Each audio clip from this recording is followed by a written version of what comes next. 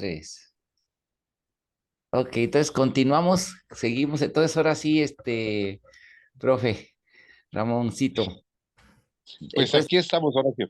a ver, me estabas hablando, terminamos, que dejaste cortadito un poco el comentario, ¿sí?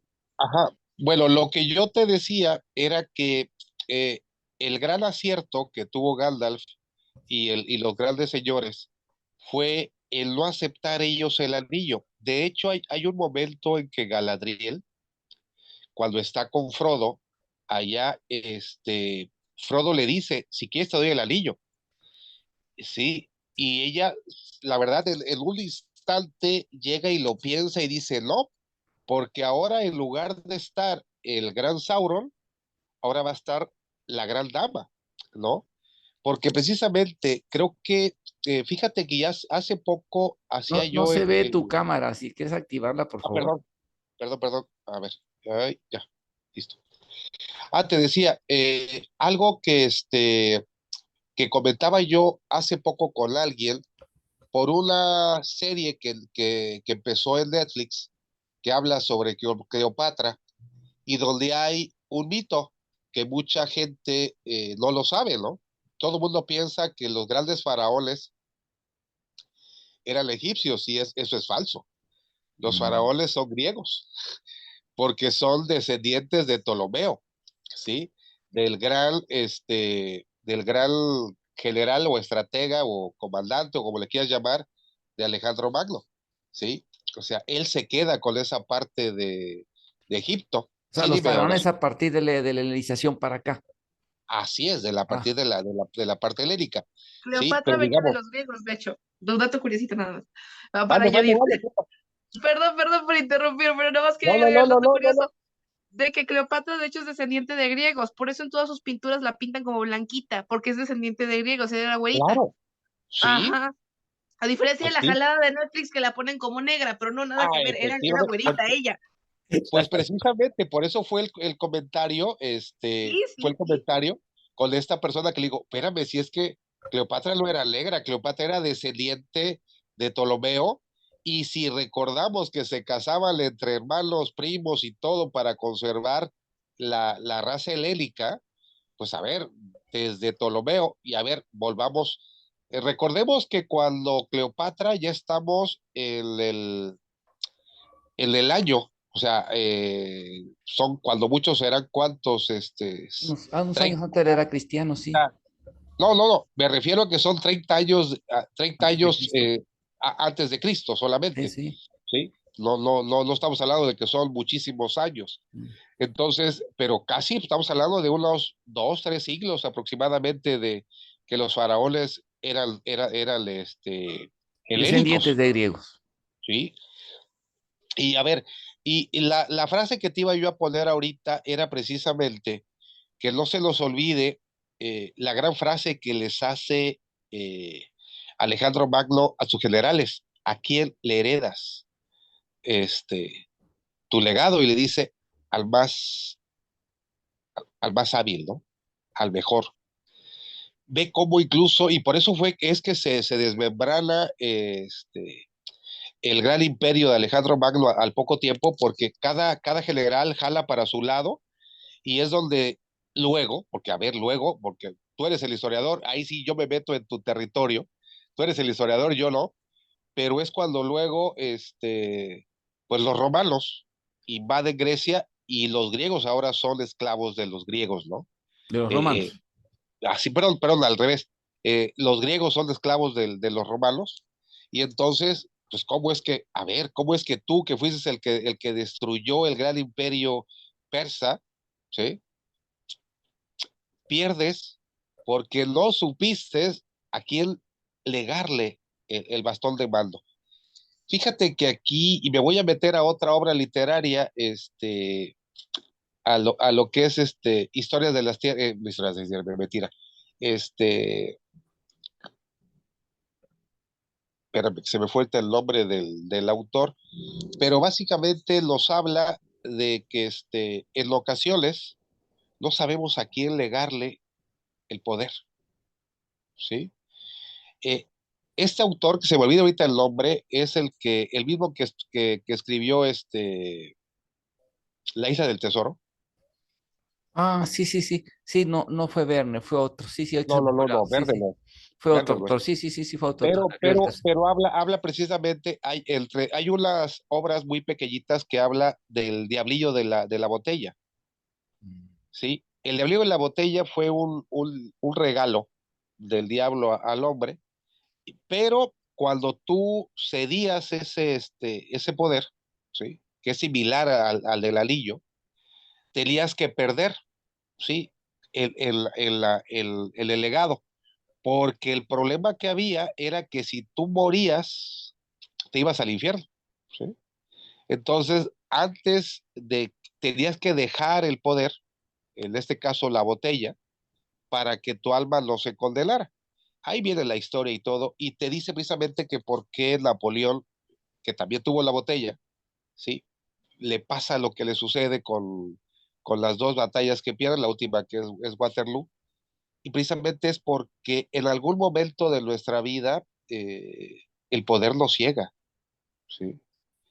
Y precisamente eso es algo que no cegó a Frodo. De hecho, siempre Frodo quiso darle el anillo a alguien más, porque él se sentía indigno de, de ese gran honor, ¿sí? Y al final, bueno, afortunadamente, pues aparece Gollum, porque hay un instante en donde Frodo no quiere tirar el anillo, sí, lo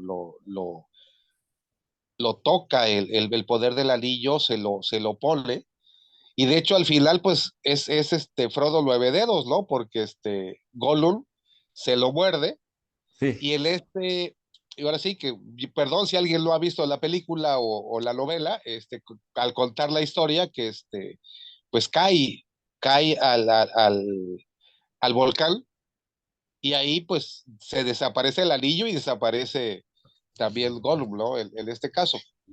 Y bueno, pierde en ese momento todos los ejércitos de Sauron desaparecen, ¿no? Y ah, fíjate que tú me interesante. decías ayer o el otro día que Tolkien se inspira en muchas leyendas, sobre todo porque en el pasado, pues, la gente tenía alas, ¿sí? Ahora bien, Tolkien no creas que era alguien, si le dices un poquito más, Tolkien no era alguien de la realeza de hecho él era un huérfano. Él era Mm. huérfano, pero la ventaja es que quien lo acoge, de hecho él se casa con una, ¿cómo se le podría decir? Con una pupila. Ah, con una alumna. No, no, no, no, no. Pupila me refiero porque los dos eran pupilos, o sea, ellos estaban, eh, pues, como ahijados, por llamarlo en Ah, ya forma entiendo. interesante, este, en la casa de este señor que los acoge a ellos. Él era, él era huérfano de papá, y hay alguien que lo acoge a Tolkien, ¿no? Lo acoge a Tolkien, y bueno, se enamora de su compañera, no era su alumna, era su compañera, Ujú. e incluso Tolkien se va a la Primera Guerra Mundial. Él es combatiente de la Primera Sí, Guerra sabía que Mundial, era militar, había sido militar, sí, sí. era militar. Él se va y estuvo mucho tiempo en el ejército en Sudáfrica. En Sudáfrica también estuvo Tolkien. Entonces, pues bueno, tiene varias, ¿cómo se le puede decir? Pues de varias corrientes él Se nutre. se nutre. O sea, como tú bien decías, de esa historia hindú, esa historia india, que es muy rica y sobre todo muy variada. Yo sigo creyendo que es ellos más los sumerios son los creadores de la civilización humana, son los que tuvieron contacto con los extraterrestres, y perdón que me meten en ese terreno, este, porque hablan de una fantasía que si la vemos desde otro punto de vista, no es tal, ¿no? Es como un poco creíble Ujú. lo que es la fantasía, tanto sumeria como la hindú, la brahmánica y todo eso, ¿no? Todo lo que conlleva y todas esas, que nosotros decimos que son fantasías, pero si la vemos desde otro punto de vista, terreno, si estuviéramos, como lo dicen los grandes teóricos, si estuviéramos en un ente apartado viéndolos como observadores, no nos parecería tan descabellado. Sí. Bueno, quería aprovechar, ahorita que estaba diciendo eso, hay una autora que se llama Frances Hodgson Burnett. Ella es de origen británico, aunque nació en Ujú, Estados Unidos, sin embargo, ujú, sus papás viajaron mucho porque eran británicos, o que ella nació en Estados Unidos, ujú, incluso murió en Estados Unidos por el ok, nombre que dio de donde murió. Ella escribió dos obras muy bonitas en relación a eso. Una se llama The Little Princess, o sea, la princesita, que también sí, sí, nuestro querido director mexicano la puso en el aire, y otra El ujú, Jardín Secreto. ujú, ujú, Y una cosa que ella documenta muy bien, porque es una proyección de su vida, de ella, porque ella vivió en la sí, India con sus papás. Era muy común que estos autores, algunos vivieron en la India, otros traían mucha gente para el servicio doméstico de la ya ves, India, y las ujú, nanas de muchos autores ingleses fueron hindúes. Entonces les contaban ajá, todas las narraciones de las épicas, así claro, como, voy a pasar que lo voy a poner aquí. Es que el Mahabharata es la epopeya más grande de la historia, es como 8 volúmenes mamutrotes gigantes, es el Ramayana. ujú, Entonces, 10 volúmenes, 10. 10 Son volúmenes así. 10. Entonces, qué interesante Aquí lo porque tengo, de eso, hecho, físico ah, y mira, qué enterito. bien, sí, está Está aquí, enorme. va a entrar una compañera de la escuela. Bienvenida, Pero Teresita. está increíble. Lo estoy disfrutando, cada palabra lo estoy disfrutando. Es increíble el Bueno, Mahabharata. entonces lo interesante que sí, o sea que esos autores, ahora, pero aquí viene un tema interesante, aparte de, digamos, que bebieron estas fuentes, hay una teoría que se llama la teoría de intertextualidad, que, ajá, digamos, ya venía de antes, de hecho, ya varios de los, hasta filósofos y hasta epistemólogos han entrado en ese tema, ¿no?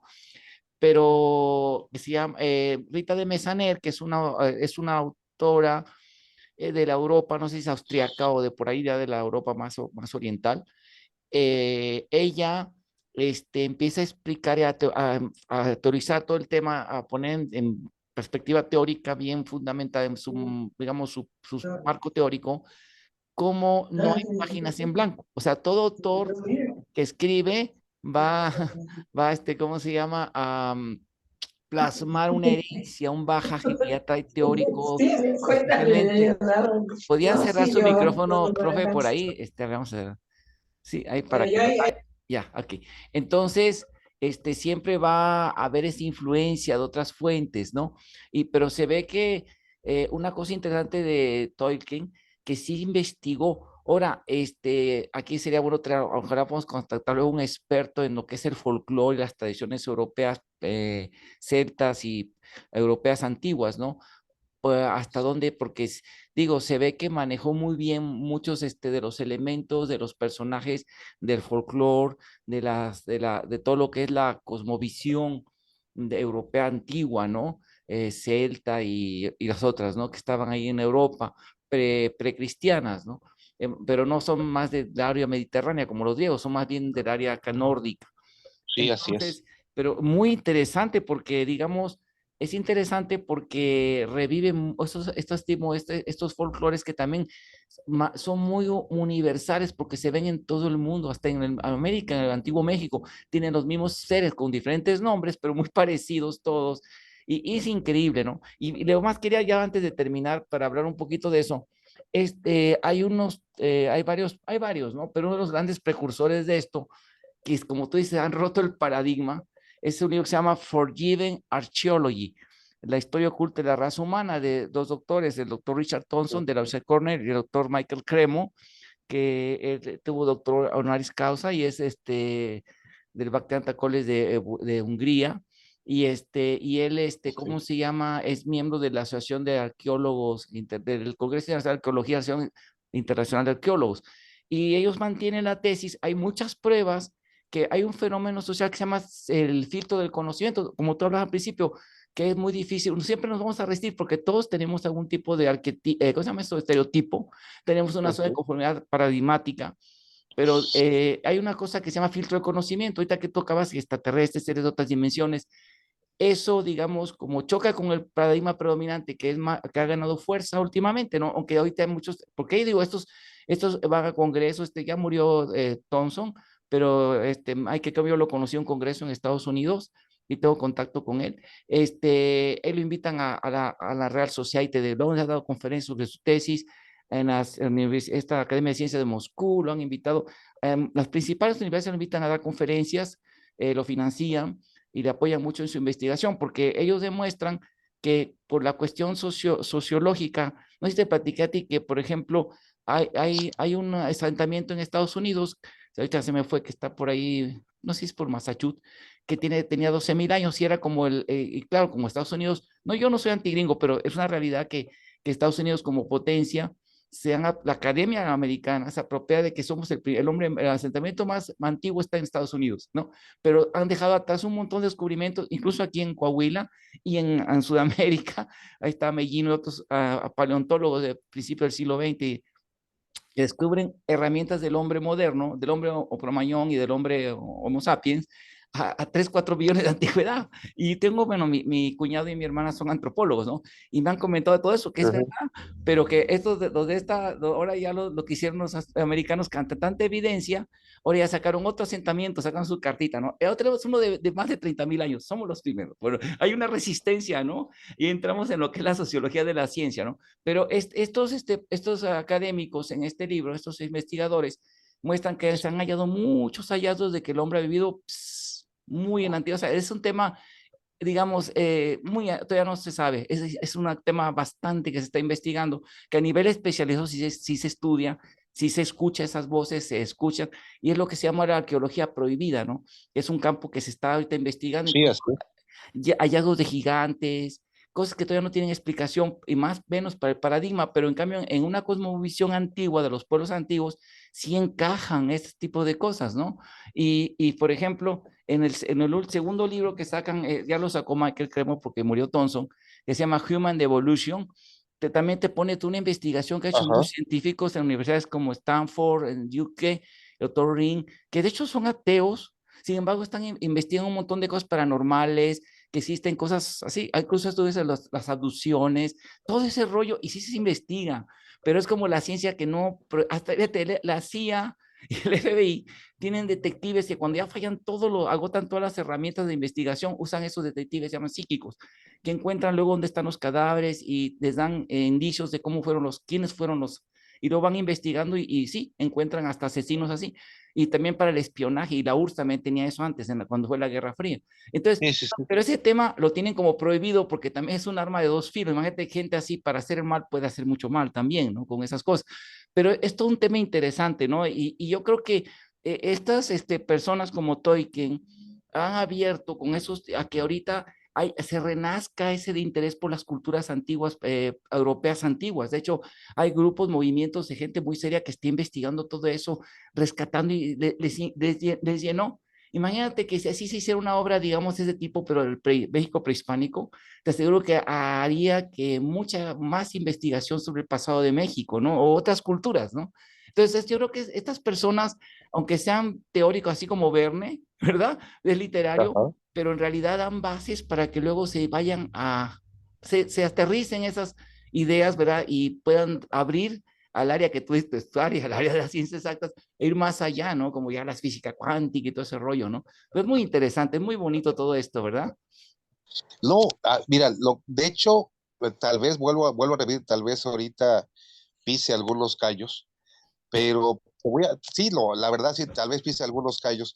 Eh, Aquellos que dicen que han leído, que han ido en la Biblia, no sé si se han dado cuenta que hay un pasaje donde dice que los ángeles se mezclaron con las hijas de los hombres y que hubo seres fantásticos. O sea, ahí está. Pero como es un tema que religiosamente es eh, poco me va a traer adeptos, en donde eh, algo puede salir por otro lado, ¿sí? Entonces, mejor, sí sé que está ahí, pero no lo toco, ¿no? No lo toco. Entonces, vuelvo a repetirte, o sea, en nuestra raza o en nuestra historia sí hay los vestigios de que hubo gigantes. O sea, en muchas culturas hablan de ese tema, ¿no? Hablan de ese tema. Y cuando hablamos de las abluciones o cuando hablamos de que te comunicases con alguien, pues lo primero que hacemos, que tú lo decías el otro día cuando hablé de Borges, lo primero que hacemos es denostar, porque así, desde ese punto de vista, tiro la credibilidad de la persona que está hablando. Entonces, de esa forma, hago que no sea tan creíble lo que me está diciendo, aunque tiene mucho punto de vista verídico, ¿no? O de tomar en cuenta.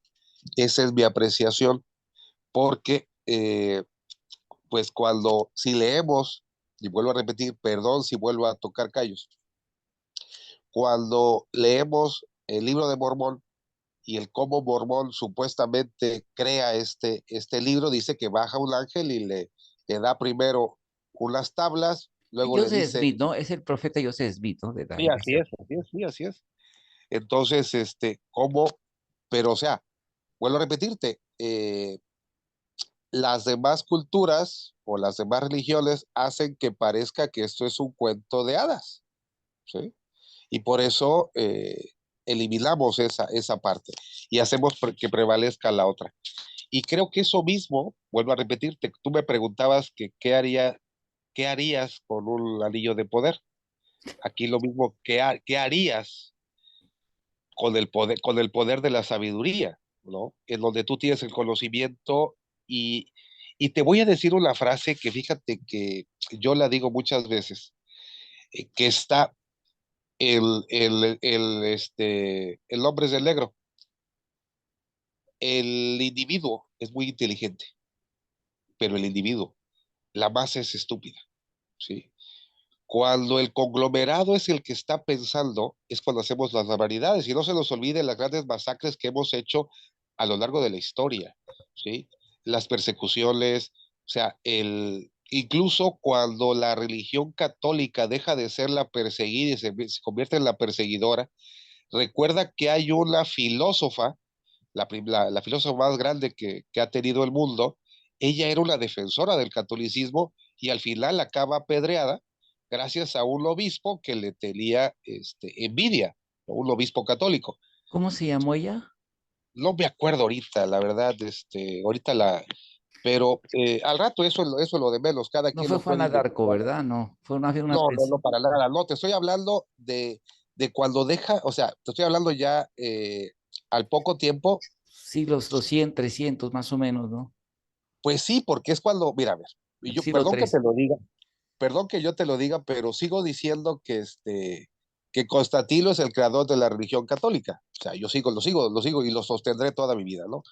Que es el primer, debería ser el primer santo, ¿no? Constantino, porque fue el que crea la religión católica, es el que obliga a los obispos a que se reúnan, hace que se pongan de acuerdo porque había diferentes vertientes, o sea, había diferentes formas de ver a ese Cristo, a ese Jesús, en donde había diferentes visiones. Para unos era un hombre, para otros era un rabino, para otros era un maestro y para otros sí era un Dios, pero no se ponían de acuerdo. Entonces hay diferentes y él dice, a ver, tiene que haber una sola, incluso los encierra, a unos se van, ¿sí? Y finalmente eligen cuatro libros que si tú te pones a leerlo y lo ves, pues no tienen congruencia, o sea, para mí la parte más fuerte es precisamente la anunciación, o sea, perdón, la anunciación, la resurrección. Los cuatro, bueno, los tres, porque el cuarto no lo toca, ninguno te dice quiénes llegan a la tumba. Unos te dicen que era María, otros te dicen que era Zebedeo y así, o sea, no todos te ponen o sea, y a ver, es como si yo te dijera, oye Horacio, ¿sí te acuerdas quiénes estábamos en la secundaria y no nos pongamos de acuerdo ni siquiera tú y yo, ¿no? ¿Quiénes éramos los que estábamos ese día en la escuela, ¿no? Cuando sucedió un hecho en particular. O sea, que tú me dijeras que Selene no estaba en nuestro salón y así te olvides, ¿no? Digamos, estoy hablando de alguien que sea significativo, ¿no? Ujú.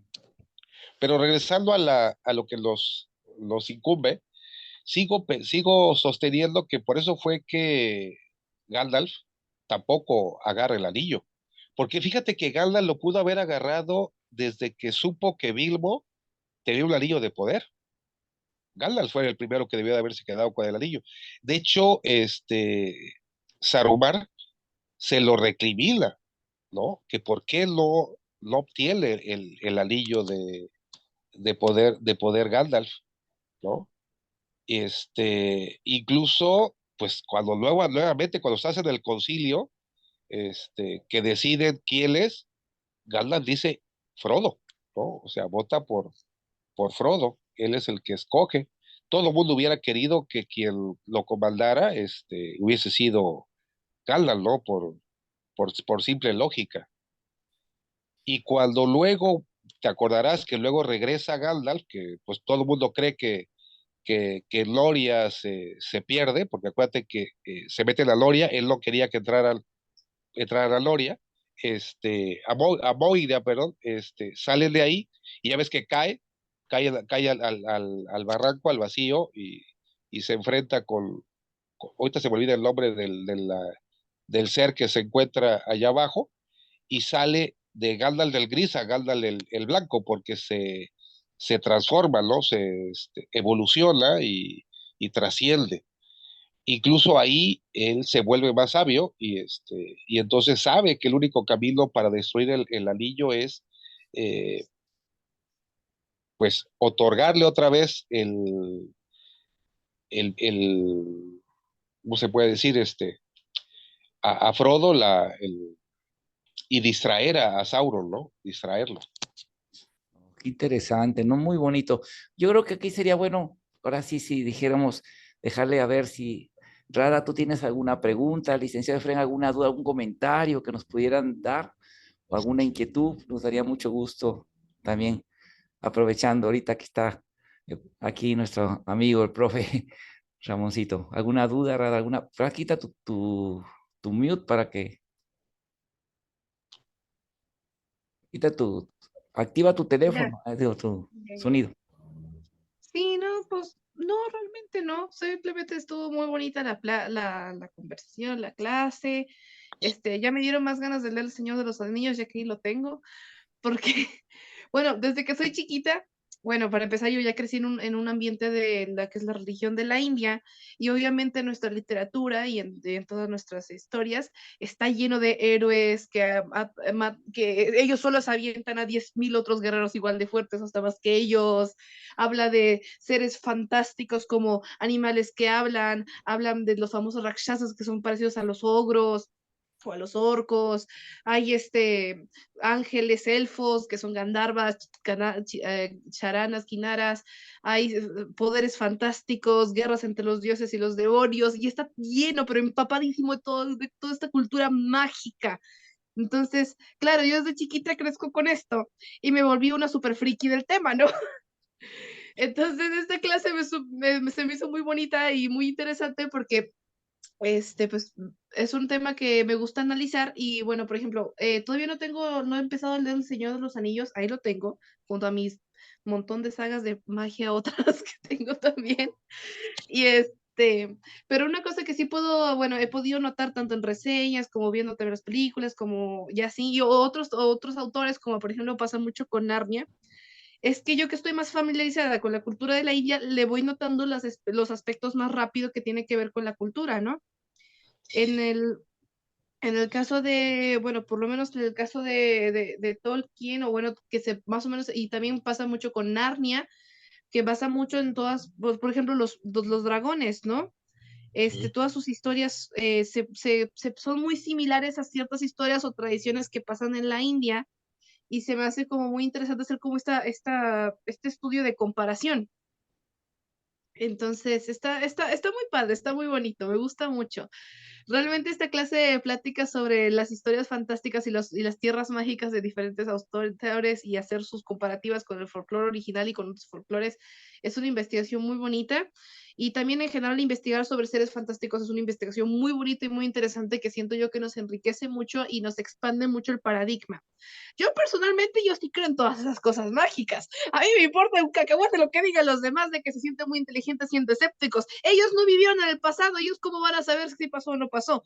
Es como ¿cómo se llama? En un jurado. Aquí, ¿en quién vamos a tomar la evidencia? Por ejemplo, está un juez preguntando sobre un caso.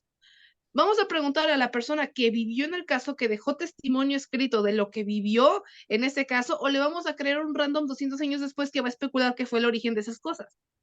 Sí, sí, sí. Entonces, sí, o sea, se me hace muy poco lógico que digan, no, eso no pasó, no sé qué, y lo descarten por descartar, principalmente por llevarle la contra a la religión, porque seamos honestos, eso es más por llevarle la contra a la religión predominante que por las genuinas ganas de investigar. Y luego ellos, las personas que son materialistas y así, que se sienten muy listos, son los primeros en volverse la nueva tiranía. Acusan mucho y se apuntan mucho con el dedo a la Iglesia Católica y a otras iglesias y a otras religiones, y luego ellos se vuelven la nueva tiranía, como pasó, por ejemplo, muy recientemente con los darwinistas, que es como el paradigma de hoy en día.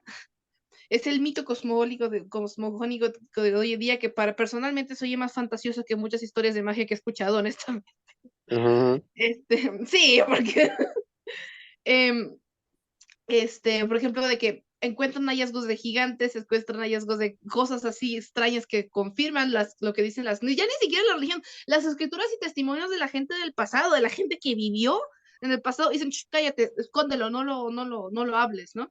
Y llegó inclusive a un tal punto donde, por ejemplo, el Instituto Smithsoniano lo demandaron por ocultar gigantes, cadáveres de gigantes. En 2010, hace nadita, acaban de descubrir el cadáver fresquecito y conservado en el hielo de Ucrania de un unicornio. Sí, Ujú. sí, Y o sí, sea, sí. ajá, tú dices, ahí está la cosa. O sea, ¿quién te crees tú para andar, tú, una persona que miles de años después de los eventos de diferentes culturas y todo eso, para andar diciendo que sí pasó y no pasó a las personas que vivieron en esa época? Y es un ejemplo que siempre le digo a mi papá y a mi mamá, de que, escuchen, supongamos de que aquí a 100 años, 200, se extinguen las jirafas. ¿Ustedes creen que la gente del futuro, los muy disque científicos del futuro, de que yo soy muy natural y muy científico y no sé qué, van a creer en que en nuestra época existió un camello con piel de leopardo, antenitas de caracol y con el cuello largo? Pues mira, tú estás hablando de la jirafa, pero imagínate el ornitorrinco. Ese El todavía ornitorrinco. ¿Quién es más explica el raro. ornitorrinco? O O sea, por no ejemplo, manches. Dices tú, un pues no, canguro. nomás. O el canguro, o bien, ¿no? Tan sencillamente nuestro. Mira, yo siempre he defendido, y aquí me voy a meter a otro terreno, que México es el único país que para JK, para otro mundo mágico, Harry Potter. este, el de Harry Potter, Harry Potter, el pues mundo mágico de Harry. México es el único país donde no hay una Escuela de escuela magia. mágica. Y me perdonas, pero somos los únicos que sí tenemos animagos. Aquí Sí, tenemos a los tamales nahuales, y a cierto, los tamales, cierto. o sea, Tenemos y animagos, de verdad. los aluches, o sea, nosotros sí lo tenemos. Ahora, sí tenemos animales fantásticos. Ujú. O sea, perdóname, pero yo tengo un animalito, ¿sí? Que está aquí en el Xochimilco, que pasa por animal fantástico ese, o sea, perdóname, pero eso es un animal fantástico, ¿sí?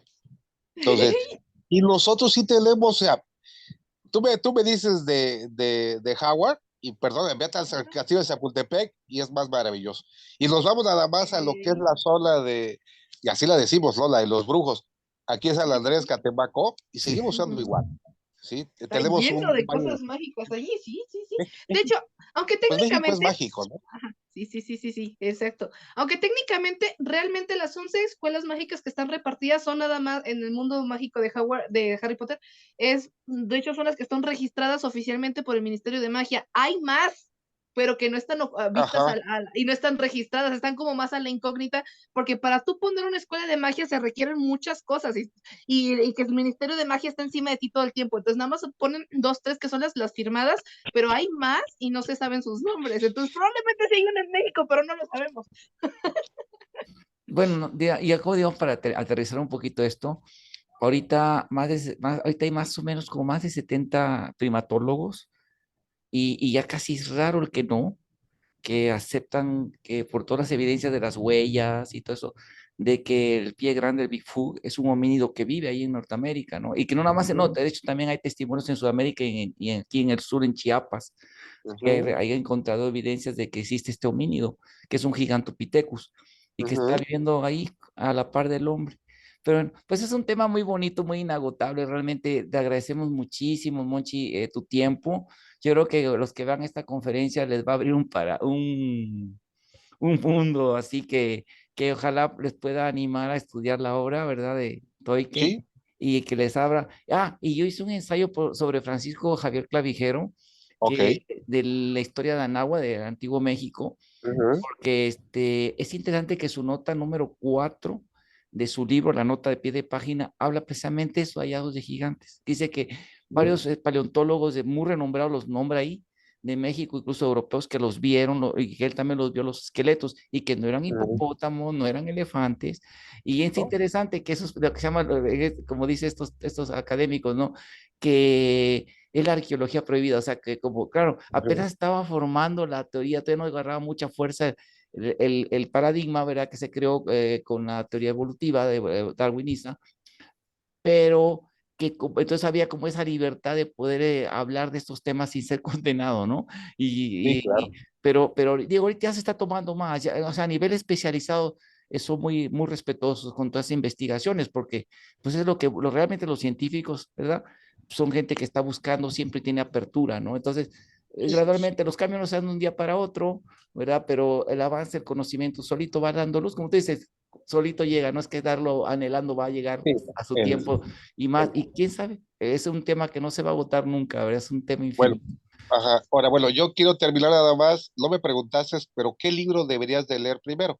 Aprovechando que ya podemos googlearlo, buscarlo en Google, yo te recomendaría, si quieres conocer bien y que no te pierdas, es el Silmarillion, ¿sí? Si tú lees o Los hijos de Uriel, con ellos vas a ver cómo empieza la obra de Tolkien y vas a entender lo que es la Tierra Media, cómo es que llegan los elfos a un lugar a otro.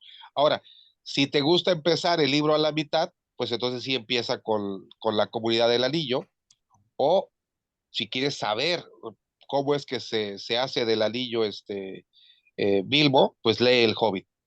Pero vuelvo a repetirte, o sea, a mí me gusta empezar siempre desde el inicio y no quedarme con que, ¿y esto? ¿Y esto? ¿Y esto por qué? ¿Y esto por qué? O sea, soy muy preguntón y siempre, nunca me gusta quedarme con la duda y pues por eso adquirí los otros libros, ¿no? Luego, creo que ya te los había compartido las portadas y si no, en estos días le vuelvo a tomar foto, que sea ya de día para que se vean bien y yo te las mando. Y muchas gracias, Horacio, la verdad fue Yo aquí tengo un los placer. libros, yo se los paso, les digo, mira, aquí está el orden. Bueno, si los quieres en PDF, también yo te los paso, ¿eh? Ah, Sí, pues tengo también los links. puede ser. Si no es que Tengo los los tengo en links. físico, entonces por eso. Ojalá que mis Yo también compañeros los tengo aquí. y colegas de letras aprovechen esto, bueno, sí lo van a aprovechar y se animen a explorar e incursionar en esta obra tan interesante, ¿verdad? De este Les gran va a autor. gustar. Claro que sí. Gracias, Pues Horacio. muchas gracias a todos, Ligue Fren, Bonchi, Puso un comentario el Rada, link en la Facebook. profe Teresa. Sí, ya me dijo que está muy, que sí, que está muy, que no tenía comentarios y que muchas gracias, ya mandó. Muchas gracias a todos por su participación y bueno, que tengan una muy bonita noche y muchas gracias, Ponchi, por tu Es un placer, Horacio, aportación muy platicar contigo. enriquecedora, muy bonita y muy motivadora, yo siento que va a ser muy inspiradora, sobre todo para todos, no nada más para los letras, para todos, ¿verdad? Realmente va a ser algo interesantísimo. Pues muchas gracias, y un placer estar aquí contigo, y que tengan muy bonita noche todos. Gracias, Hasta adiós. luego. Hasta luego.